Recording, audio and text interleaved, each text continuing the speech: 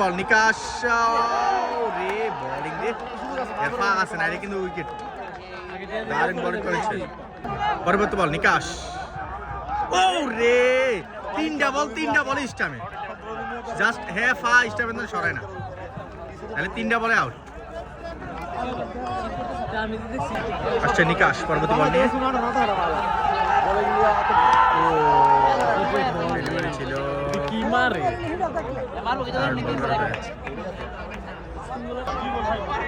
পরবর্তী বল slow delivery ছিল,